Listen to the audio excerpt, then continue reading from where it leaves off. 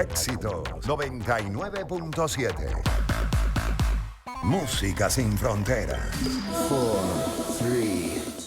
Bueno, estamos de vuelta en Éxitos 99.7. A esta hora vamos a establecer contacto directo con el periodista Santiago Martínez, corresponsal de Blue Radio Colombia en Venezuela, quien se encuentra haciendo un seguimiento minucioso a la situación en el estado de La Guaira, a casi 2 semanas de los fuertes sismos que sacudieron el país. Santiago, bienvenido a los micrófonos de Éxitos. Buenas noches. Pepe, ¿cómo estás? ¿Cómo te va? Feliz noche. Un gusto saludarte y bueno, vamos a hacer Igual. un balance general, Santiago. Ya han pasado 13 días desde el doble sismo y para ponernos en contexto, ¿cuál es la radiografía actual en las zonas más afectadas de La Guaira en cuanto a infraestructura y la normalización de la vida cotidiana? Sí, bueno, a ver, las zonas afectadas o más afectadas siguen siendo las mismas que hemos comentado estas 2 semanas, que es Caraballeda, Caribe, al este del estado La Guaira, y la zona de Catialamar, al oeste del estado de La Guaira, Playa Grande y sus alrededores, pues. Claro, el panorama ya a 13 días, como tú bien lo recuerdas, es un poco distinto al de la semana pasada. La semana pasada hablábamos de decenas, centenares de rescatistas buscando personas con vida, desplegados, un estado pues con mucho tránsito, con mucho voluntario, bueno, todo abocado a encontrar personas. Ya al día de hoy, ya no solo el día de hoy, ya desde el fin de semana, eh, ya en vez de tanto rescate, lo que hay es una recuperación, obviamente. Ya lo que vemos son, a ver, hay varias escenas. Una donde ya están removiendo escombros y limpiando, por ejemplo, como lo vimos en el urbanismo Hugo Chávez, ahí en Catelamar en estos días.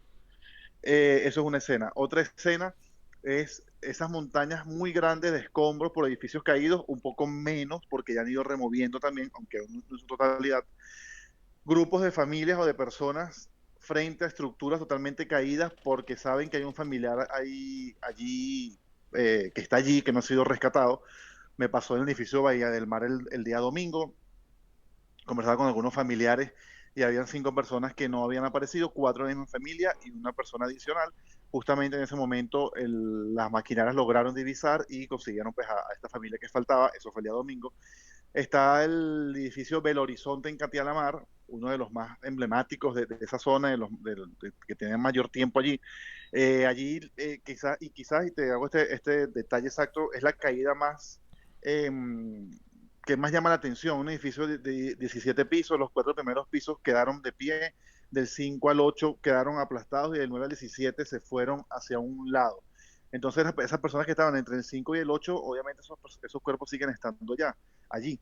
Y hay personas allí, pues, esperando que llegue una maquinaria, que llegue de alguna manera. Obviamente, ellos saben que los rescatistas, los que aún quedan, pues, sus labores o su prioridad, en este caso, es personas vivas. Pero bueno, ellos también exigen un poco darles sepultura a su ser querido. Es un poco la radiografía. Y lo otro es, rápidamente, es el tema de las víctimas que no son reclamadas, porque eso también está pasando. Y por eso, y estuvimos de hecho ayer allí, en el cementerio La Esperanza, que es al oeste de Catialamar, Ujú. a unos 20 minutos del aeropuerto de Maiquetía, pues hay toda una emplanada, toda una planicie dispuesta allí por las autoridades, con centenares pues de fosas listas y dispuestas y para pues poner allí las urnas con las personas que no han sido reclamadas. ¿Por qué pasa esto? Porque bueno, hubo casos obviamente donde las familias enteras estaban pues en el apartamento y fallecieron. Claro. Recordemos que era un día feriado también. Y bueno, todo esto casos es lo que está pasando y eso es más o menos lo que ocurre ahorita. Obviamente puede aparecer un milagro en cualquier momento, los llamados milagros, Ajá. gente que pues esté con vida a pesar de que han pasado 13, 14 días, pero ya en este momento lo general allí en La Guaira es remoción de escombros, recuperación de cuerpos y tratar de ver qué se va a hacer a partir de ahora allí en La Guaira, pues a nivel de gobierno, ¿no? Nos llamó mucho la atención ayer justamente cuando leímos la nota del cementerio La Esperanza de que los cuerpos, 150 cuerpos que estaban sepultando allí, le ponían una cruz y un letrero, un código, y decía la Una nota, numeración. una numeración, exacto, y la nota decía que también le ponían una fotografía. Yo, pero ¿cómo una fotografía? ¿De dónde encontraron la fotografía? ¿Cómo es esa fotografía? Sí. Bueno, la información que yo tengo, bueno, por un lado el gobernador Terán, que pues finalmente ayer declaró a los medios, habla de 231 cuerpos, o sea, más de lo que en principio manejamos los medios, que Ok. eran exactamente 150. Y la información que yo manejo es que son personas identificadas, pero no reclamadas. Ok, Y por eso la numeración. Yo no llegué a ver la fotografía, sé que hubo medios que lo reseñaron. Yo sí vi la cruz pintada de blanco y la numeración, obviamente, que es como el número de expediente, es lo que exacto. entendemos. Hay otras información que dicen que hay además que hay todos los casos, es decir, identificados no reclamados y no identificados también. Y bueno, tendrá algún tipo de, si en algún momento alguien pues cree que hay un familiar allí, pues harán un cruce pues a nivel de ADN o de genética para saber que es o no la persona. Pero bueno, el caso es ese, y te repito, ¿por qué pasa esto? Porque bueno, porque en medio de una tragedia, si se muere la familia entera, y como al final un amigo o un vecino no es quien para reclamar un cuerpo, pues obviamente, pues esas personas pues se entierran completos y porque murió todo el núcleo familiar más cercano. Eso es Exacto. lo que está pasando ahí en el cementerio de la Esperanza, 231 decía el gobernador, al menos hasta ayer. Oye, hablando un poquito de la logística de ayuda humanitaria, sabemos que ya se han activado muchos centros de acopio, canales de apoyo, ayuda internacional, está Sí, llegando ayuda de manera fluida sí. a las familias afectadas. ¿Hay algunas zonas que reportan fallas en el suministro o siguen llegando las ayudas? A ver, bueno, en el aeropuerto de Maiquetía vimos ayer precisamente aterrizar 3 aviones que entendemos que solo lo que aterriza en Maiquetía tiene que ver con ayuda humanitaria, además coordinado por el gobierno de Estados Unidos. De hecho, hoy una rueda de prensa de John Barrett, el encargado de negocios de Estados Unidos en Caracas, junto con General Donovan, que es jefe del Comando Sur, que estuvo ayer en Venezuela, por cierto, por unas horas. Fue una rueda de prensa virtual coordinada por la Embajada de Estados Unidos aquí en Caracas. Y ellos pues decían que estaban con todo el tema de todo el tema de la coordinación de ayuda humanitaria. En un momento dijeron que estaban a cargo del aeropuerto de Maiquetía y luego rectificaron diciendo que estaban ayudando en la coordinación del aeropuerto de Maiquetía. Pero lo cierto es que están allí, pues prácticamente operando desde allí todo el tema de la logística y la llegada de la ayuda humanitaria. Hay, si tú pasas por el aeropuerto de Maiquetía, que no está abierto de manera comercial, ves muchos aviones humanitarios grandes, esos aviones militares, pues que traen cualquier cantidad de ayuda. Esa ayuda entendemos que está siendo canalizada hacia los centros no de acopio por un lado, pero también los refugios, Exacto. porque ya están tratando como de unificar el tema de los refugios. Aquí en Caracas, por ejemplo, esas carpas que veíamos en Altamira Sur, en Plaza Venezuela, en parques y todo, y en Parque del Este sobre Ujú. todo, pues ya fueron reorganizados o redistribuidos a 4 o 5 centros de refugiados, por llamarlo de alguna manera, y allí entendemos que se está canalizando toda la ayuda. Obviamente clases suspendidas aquí en Caracas, por ejemplo, y igual en La Guaira, o sea, ya el año escolar prácticamente terminó aquí en Caracas, y entendemos que está siendo canalizada de esa manera y sigue estando y sigue llegando. Lo que nos decían, lo que nos comentaban, nos comentaba uno de los médicos allí en Vargas, es que si bien sigue habiendo comida para el momento, es decir, comida preparada y hidratación, lo que no tenían las personas es en las alacenas, pues la comida para varios días. Eso es lo que quizás faltaba, pero también es un tema de que así como se cayeron edificios, también se cayeron comercios. Sí. Entonces, la reconstrucción de La Guaira es una reconstrucción completa, no solo la parte residencial o habitacional, sino también la parte comercial. Hablemos un poquito de esa situación de los refugiados, Santiago. Santiago Martínez, corresponsal de Blue Radio Colombia, acá en Venezuela. Para las personas que lamentablemente perdieron sus hogares, ¿en qué condiciones se encuentran los refugios temporales habilitados en el Estado y en qué atención integral están recibiendo? Bueno, tal cual como tú lo señalas, un centro de refugio temporal a la espera de ver de qué manera el gobierno pues los reubica en otro lugar, en otro estado, como ha pasado con otras emergencias acá en Venezuela, Vargas 99, La Vaguada 2003, si mal no recuerdo, y Tejerías, que también fue un tema complicado hace algunos años.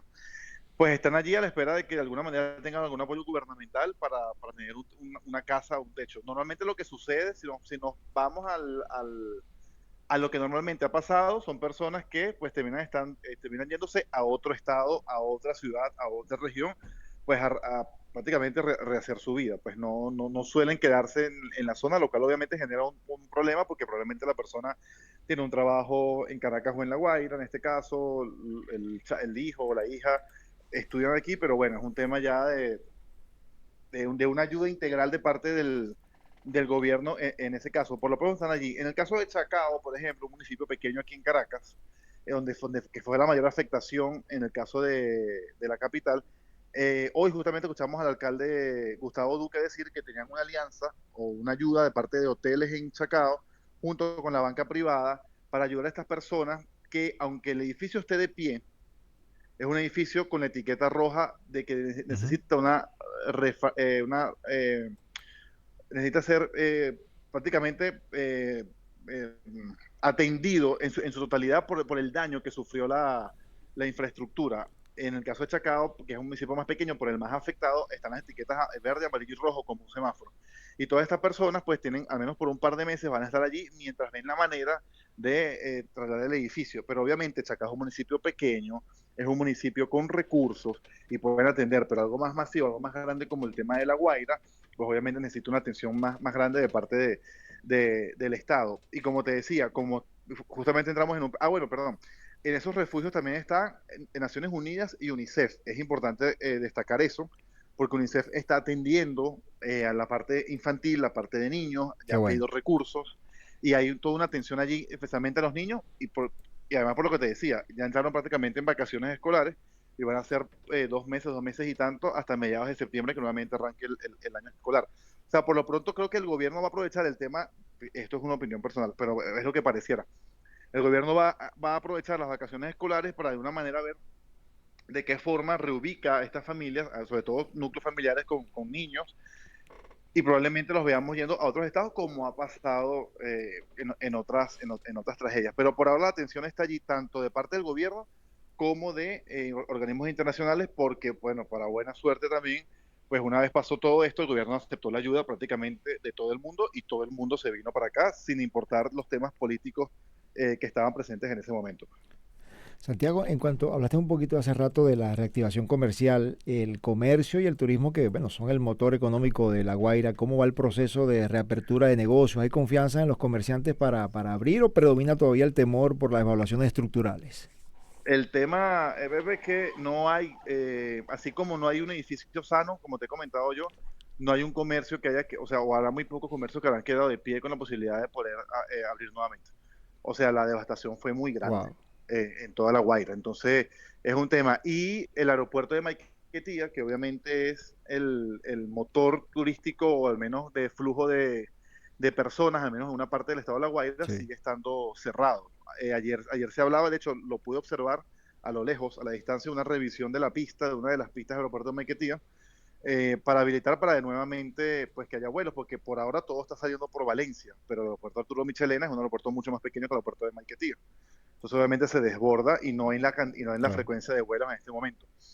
Pero en cualquier momento arranca y bueno, eso por lo menos daría un poco más de dinamismo al Estado. Pero inclusive los comercios dentro del aeropuerto de Maiquetía pues quedaron severamente afectados porque todo el aeropuerto de Maiquetía, pues todo el techo y todo eso se vino abajo, pues, por decirte las palabras claras como son, ¿no? En cuanto a los servicios públicos, ¿qué sabes de Servicios públicos, sí. agua, luz? Electricidad, sí. Electricidad, sí, electricidad tenemos que sí ha mejorado y sí se nota porque ya hay mayor comunicaciones a nivel de telefonía celular. Ok. O sea, lo que hace 10, 12 días era imposible, apenas los que conozcan la autopista Caracas-La Guaira, apenas pasabas el primer túnel, ya te quedabas sin señal de telefonía, a menos que tuvieses un internet satelital. Ya eso hoy en día ha cambiado, ya hay prácticamente cobertura en todo el estado. Obviamente eso se debe a que ya hay electricidad y las antenas, al tener electricidad, obviamente pueden funcionar y hacer el trabajo que ellos hacen. En cuanto al agua, no tengo la información precisa, pero ahí sí estaría un poco más difícil porque obviamente el terremoto obviamente afectó tuberías, afectó todo el tema de la distribución de agua y además pues los pocos edificios que están de pie no están habitados, entonces es un poco más difícil. Pero el tema de la electricidad, que sí era importante, era pues trascendental en este caso, sobre todo para dar también tema de comunicación, eso sí ya está prácticamente resuelto en un 100%. Oye, algo que nos llamó mucho la atención en todo este desastre, el papel que jugaron los perros rescatistas. Sí, Santiago, tú que estuviste allí en el sitio, cuéntanos un poco, bueno, hay muchos perros que estuvieron, y sobre todo el tsunami, uno de los perros venezolanos. Tsunami, uno de los más famosos, sí. Sí, claro, porque utilizan al perro. A ver, los rescatistas tienen tres maneras de saber si una persona está viva o si hay vida debajo de los escombros. Son tres maneras. Uno, lo que ellos llaman llamado y escucha, que es pues llamar, decir, pero preguntar si hay alguien vivo, si hay alguien allí, y si hay alguien pues que haga un ruido, que toque, que raspe algo. Eso es lo primero, llaman llamado y escucha. El segundo es un sonar o un escáner, pues que atraviesa el concreto y puede detectar latidos del corazón, respiración, y eso obviamente permite al rescatista saber que hay alguien con vida debajo de X cantidad de escombros. Y el otro, la tercera confirmación, obviamente es el perro entrenado para conseguir personas vivas. Entonces, obviamente, al tener los dos primeros, el perro es como la confirmación. E incluso pasan dos perros, porque es como el protocolo que utiliza la USAR, que es la certificación de Naciones Unidas para todos estos rescatistas. Incluso pasan dos perros y al tenerlo allí, pues obviamente, pues comienza el rescate. El orden en el que lo usan, pues ya depende obviamente de cada equipo de rescatistas. Mayormente utilizan a los perros primero, quizás es lo más rápido, podríamos decir, en algún momento el perro pues simplemente hace la seña muy rápido y al pasar el segundo, pues obviamente comienza todo lo demás. Pero sí, los perros tuvieron un papel fundamental en todo este tema, además por lo que te decía, por lo ágil, lo rápido y Sí. lo sencillo, entre comillas, que puede ser llevar un perro a un lugar donde se cree que pueda haber vida, independientemente de la distancia o la cantidad de concreto que pueda haber por el edificio caído. Sí, vale. Perros, bueno, héroes y se ganaron el corazón de toda Venezuela. Sí. Santiago, te agradezco de verdad enormemente este contacto. Gracias por atendernos y por regalarnos estos minutos para mantenernos informados de todo lo que está pasando allá en el estado de La Guaira, ¿eh? A ti, Pepe, seguro. Y bueno, aquí a la orden, cualquier cosa. Otra llamada, no hay problema. Seguro que sí. Agradecemos enormemente a Santiago Martínez, periodista y corresponsal de Blue Radio Colombia en Venezuela, por este completo y detallado balance desde el estado de La Guaira. Así, bueno, casi 2 semanas del doble sismo. Queda claro que la reconstrucción y el apoyo a las familias damnificadas sigue siendo la prioridad en la agenda nacional. Nos quedamos muy atentos al desarrollo de estas informaciones. Santiago, un fuerte abrazo y gracias por este contacto para éxitos, ¿eh? Igual para ti, saludos, feliz noche.